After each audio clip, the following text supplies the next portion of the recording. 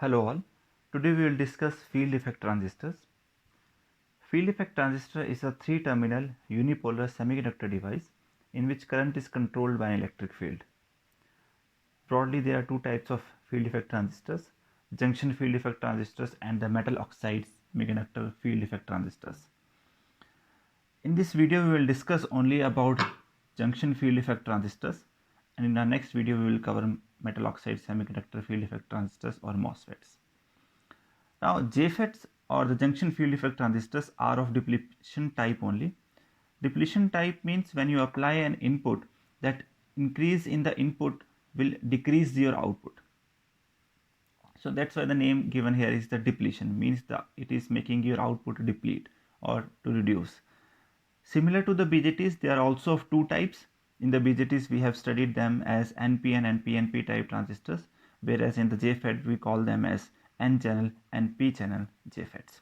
We will discuss them, why they are called N-channel and P-channel.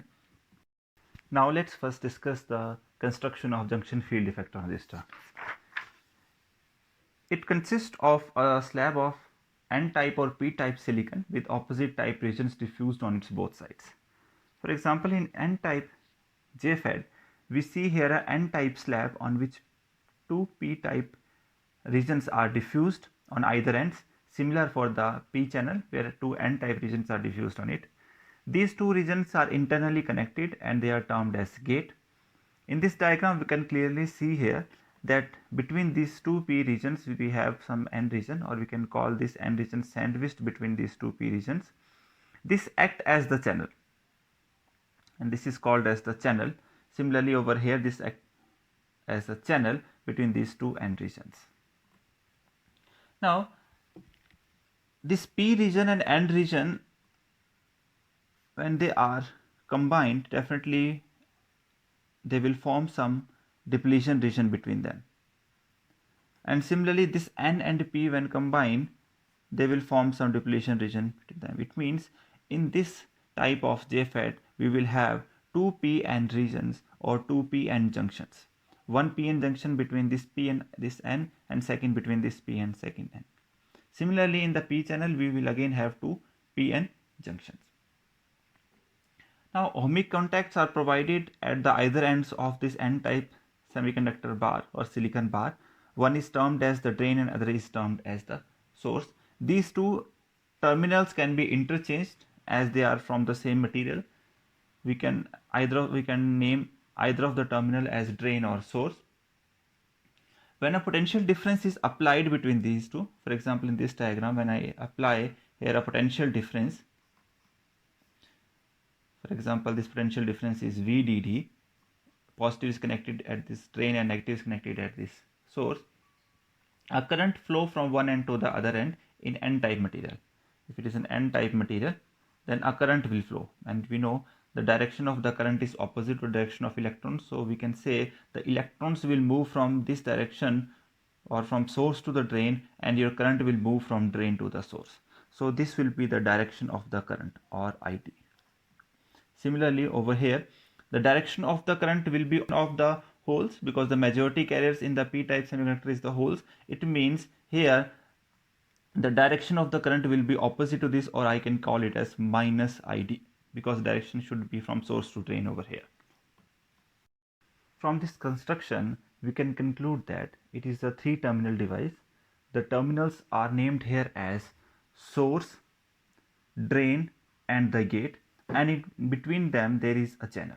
So from this we can say that source is the region or the terminal through which the majority carriers enter the bar. It means in the case of N channel or N channel JFET, the electrons will enter from the source, and in the case of P channel, the holes will enter through the source. Similarly, the drain is the terminal through which the majority carriers leave the bar. Gate is nothing but two internally connected heavily doped impurity regions, and channel is the region between the drain and the source, which is sandwiched between the two gate regions or two highly doped regions. So this becomes our channel. Now next comes the symbol of the JFET. The N channel JFET is represented here and P channel JFET is represented here. You can see here an arrow mark is provided at the gate. In the case of N channel it is inward, and in the case of P channel it is outward. You can remember this symbol if you think that this vertical line is a channel and drain and source are connected with it. Also, the arrow on the gate is pointing towards the N-type material. In the case of N channel, the N material is provided, or N material is of drain and source, whereas in the case of P channel, the N material is in the gate. So in the P channel, the arrow mark is towards the gate, and in the N channel, the arrow mark is towards drain and source. Next is the biasing of the JFET and notations. So in this diagram, we have applied voltages VGG and VDD across this JFET. The idea behind here is to provide negative voltage across the gate source terminals, or to reverse bias these two terminals. Due to the reverse biasing of these two terminals, the current is the minority current, or we can approximate this current Ig equal to 0. Now the name junction field effect transistor, or the field effect, is related to the depletion layers formed around the PN junctions. For example, let's consider this diagram as this is an N channel, because the middle layer is the N and two heavy dot P regions are there. So due to this PN, a layer of depletion region will be formed over here, and similar layer will be formed on the other end. Now when we reverse bias this gate and source, that is connecting P with the negative, so by reverse biasing this, we will increase this depletion region, because more the reverse biasing, more will the width of this depletion region. So by increasing the width of this depletion region, we are reducing the width of the channel. The channel width is reduced now. Due to the reducing the channel width, we have applied, as we have applied here, a positive and a negative voltage.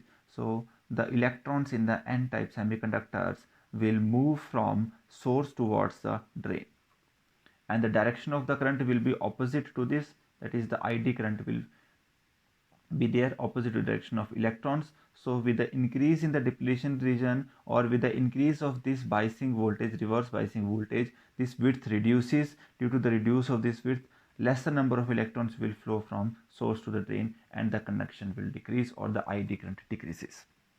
By this we can say that this voltage, or the gate source voltage VGS, is controlling the number of electrons from source to drain, or the current from drain to the source region. More negative the voltage, the lesser will the number of the electrons. That's why these type of field effect transistors are also called as voltage controlled devices, because a voltage VGS, or the voltage across the gate and the source, is controlling the number of electron, or simply controlling the current from the drain to the source. Now in this we have applied two voltages VGG and VDD. These voltages are nothing but the potential difference between the gate source and the drain source. This is positive, this is negative. We have assumed here the positive directions of IS, IG and ID, that they are all into the FET, similar for the P channel. Direction of the arrow at the gate indicates gate current when the junction is forward biased, but here the junction is reverse biased, so the direction is opposite to it. For N channel, ID and VDS, or the voltage across drain and source, are positive, whereas VGS is negative. For P channel, ID and VDS are negative, whereas VGS is positive. Next is the operation of JFET. In this video we will discuss only the operation of N channel JFET, and the operation of P channel will be exactly similar to it.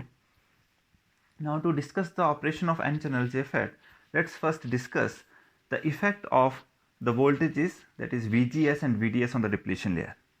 Now in the first diagram we will discuss the effect of VGS. For example, let us assume here that VDS is at a very low value, that is the voltage between drain to source, and I am assuming here it is around equal to 1 volt.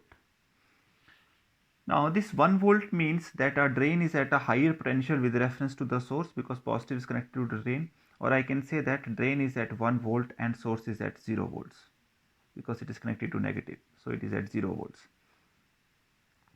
due to this potential difference, I will say that as I move from source towards the drain, my potential will start decreasing, or the maximum potential difference occurs exactly at the point nearer to the source and the point nearer to the drain, and as I am moving closer towards the source and the drain, my potential difference will decreases.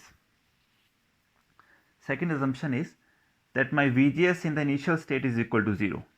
As I have said earlier, that VGS is the reverse bias voltage, so I have connected P with the negative over here. When VGS is equal to 0, shown here with the green pen, you can see the depletion layer formation will be there and it is very small.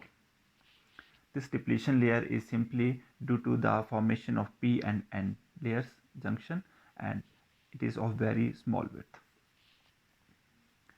Due to this, when we apply a 1 volt supply VDS, the electrons will move from source towards the drain. And we are not increasing here the voltage, and if we may have increased the voltage VDS, the more electrons will flow from source to drain, or the current will be more, ID will be more for the higher values of the IDS, or we can say that ID is directly proportional to VDS. But now when we increase VGS, or the reverse bias voltage is increased, then this P will be more reverse biased with respect to the N-type region. Due to the more reverse biasing, as we have said earlier or discussed earlier, more reverse biasing leads to higher depletion width, or the width of depletion width increases. So we can see here that now width has increased up to this blue color.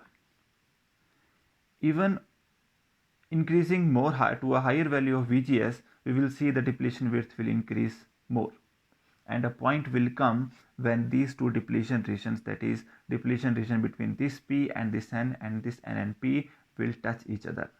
At this point, these are now touching each other. At this point, the value of VGS is called as VGS off, or simply it has switched off the conduction of electrons from source to the drain, or now our ID is equal to 0. This VGS off is also called as the pinch off voltage, where the magnitude of VGS off and VP are same. For the N channel, VGS off is equal to minus VP. In the second case, that is to discuss the effect of VDS on depletion layer, let us assume here that our VGS is constant and our VDS is now increasing from lower value to the higher values. As we increase VDS, more electrons are moving from source towards the drain, or our ID current will increase. But that will remain for lower values of our VDS, means that ID directly proportional to VDS is applicable only for lower values of VDS.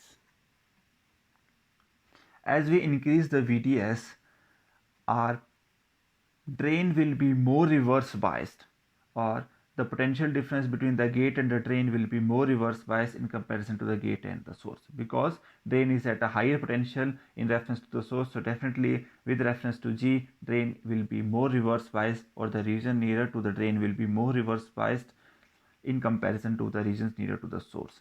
And using our concept of reverse biasing, that higher the reverse biasing, higher will the width. So width of the depletion region will be more nearer to the drain and it is lesser nearer to the source. The reason is, I am repeating again over here, the region of the lesser depletion region nearer to the source is, it is less reverse biased in comparison to the drain, because here gate is assumed to be at fixed value. For example, let us assume that it is at minus 1 volt. Now if I increase my VDS to 4 volts, it means now the difference between the drain and the gate is of 5 volts, because minus 1 and 4 there is a difference of 5 volts, but with reference to the gate and the source the difference is still of minus 1 volt. So this region nearer to the drain is more reverse biased in comparison to the region nearer to the source. That's why the depletion width is higher or wider nearer to the drain and it is lower nearer to the source, and this shape of the depletion region is called as wedge shaped, WEDGED, wedged shape depletion region. Further, higher the value of the VDS, more will be the depletion region.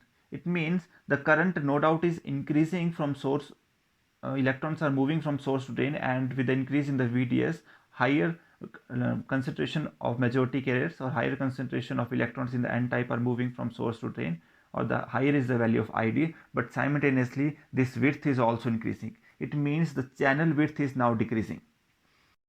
From this we can say that for higher values of VDS, for higher values of VDS, no doubt there is more number of electrons going from source towards the drain, but simultaneously this depletion region is also increasing, or it is reducing the channel width. So now the rate of increase of ID is now non-linear. Earlier it was linear, that is ID was increasing with respect to the VDS, but now for higher values of VDS, the rate of ID versus VDS is non-linear. And higher the value of the VDS, the more non-linearity will be there, and a point will come, and that point is defined here as the pinch off point, where these two depletion regions touch each other. Again they will start touching each other, and the voltage at which these two depletion touch each other is called as the pinch off voltage, or the VP. At this point the current becomes almost constant, and there will be no further increase in the current even you increase the VDS after pinch off also, or after VP also. Theoretically, if we see, we may come to a conclusion that at pinch off the ID must be equal to 0, because now there is no path for the electron to move from source to the drain. But if that may be the case, if we take that case, ID equal to 0, it means there will be no potential at the drain. If there is no potential at the drain, there will be no reverse biasing between the gate and the drain, and if there is no reverse biasing, there will be no depletion region, and there will be availability of channel. So that is not feasible. So practically at exactly pinch off, or at VDS equal to VP, when these two depletion regions touch each other, there is maximum current flowing through it, and the value of the current is maximum when VGS is equal to 0, and that current is called as the saturated current, termed as IDSS,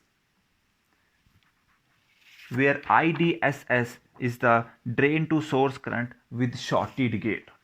Drain to source current with shorted gate. Thus, pinch off voltage is defined as the minimum drain to source voltage where the drain current approaches a constant value, or the saturation value. Now, as VDS is further increased after VP, the channel resistance also increases, and it increases in such a way that ideally practically remains the same. You can see here that value of VDS is increasing, but the value of ID is now remained constant, and this continues up to the point C. The region between B and C is known as the saturation region, or the amplifier region. In this region, FET operates as a constant current device, or in this the current is defined as ID is equal to IDSS, that is the drain to source current when gate is shorted, into 1 minus VGS, that is the gate source voltage, divided by the VP, or the pinch off voltage, VP whole square. Even after point C, if we increase our VDS, then breakdown occurs across the gate junction, and a large amount of ID current will flow through it. This happens because the reversed biased PN junction between the drain and the gate junction undergo avalanche breakdown, where a small change in VDS produces a large increase of the ID current. So these are the drain characteristics. Drain characteristics are nothing but the curve between the ID and VDS for constant value of VGS. I have assumed here value of VGS is equal to 0. I can assume a different value of VGS. For example, I can take the value of VGS equal to -1, -2, -3, -4, and so on. For those, I will get different values of IDSS. Like this. Here, the drain characteristics for different values of VGS is drawn. The VGS equal to 0 volt is corresponding to the maximum value of the saturation current, that is IDSS, and when I'm increasing the VGS in the negative direction, because I'm reverse biasing it, so when I'm increasing it towards negative side, -1, -3, -4 and -5, I can see that the saturation current is now decreasing, because the reason is, with the increase in the VGS, although the VDS is equal to 0 or at a lower value, but it is still more reversed biased in comparison to the previous value where our VGS is 0. So due to the more reverse biasing, the depletion width is large. Due to the large depletion width, the region or the channel is very small, due to which the ID current is small. So after increasing to a very large value, a point will come when our ID current will be reduced to 0, and the VGS voltage equal to VP. So this VGS is also called as the VGS off. So the pinch off voltage is the drain voltage above which drain current becomes essentially constant. Second is the transfer characteristics. Transfer characteristics is nothing but the curve between ID and VGS when our VDS is kept constant. So we have seen the variation of VGS with respect to we have seen the variation of VGS on the depletion layer, and there we have seen with the increase in the VGS, the depletion region has increased and the channel width has reduced. It means with the more VGS, the channel width will be small and it will become more smaller with the increase in the VGS, or we can say that ID current will reduce. So definitely a point will come in the VGS when depletion widths will touch each other and ID will be reduced to 0. Similar is shown over here. With the increase in the value of VGS, I am moving here in the negative direction because I am applying reverse biasing over here. So with the increase in the reverse biasing, my ID current is reducing, and the maximum ID current I have achieved at VGS is equal to 0. So it means this IDSS is now reducing to a value equal to 0, and the point where it has reduced to 0, that point of VGS is called as VGS off, means it has turned off the JFET. Next is the advantages of FET over conventional transistors or the BJTs. We have earlier understood this concept that BJT is a current control device, whereas JFET is a voltage control device, where we have seen that in the case of FET, the gate voltage or the gate source voltage is acting as a control voltage, which is controlling the flow of the current ID. That's why it is called as voltage control device. Whereas in the BJT, the IB current is controlling the IC current, it is called as current control device. Now, biggest advantage of FET over conventional transistor is that it is a unipolar device. Means only majority carriers are present in it, or majority carriers are taking part in the conduction. Due to this, as we have seen in the case of BJTs, the minority carriers are acting or playing a major role in the stability of the system. So by removing the minority carriers in the FETs, we can say that our FETs are more stable than our conventional transistors. Second is, it is providing us high input impedance. Now we can see here that our input here is reversed biased, whereas in the case of BJT, our input is the forward bias. So due to the reverse biasing of the gate and the source terminal, our input impedance is high. Third, it is less noisy due to the removal of the minority carriers in the conduction. Also, it is providing better thermal stability. Fifth advantage is the fabrication of FET is easy and it occupies less space. It is also smaller in size, it has longer life and high efficiency. In addition to these advantages, there are few disadvantages also with the FETs in comparison to the BJTs. First one is the low voltage gain, as the transconductance GM is equal to ID upon V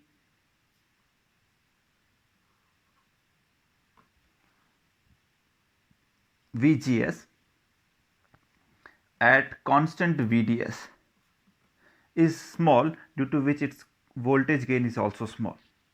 Second, it has small gain bandwidth product. It means the operating range for the FETs is lesser in comparison to the BJTs. Also, they are costlier. So thank you for watching this.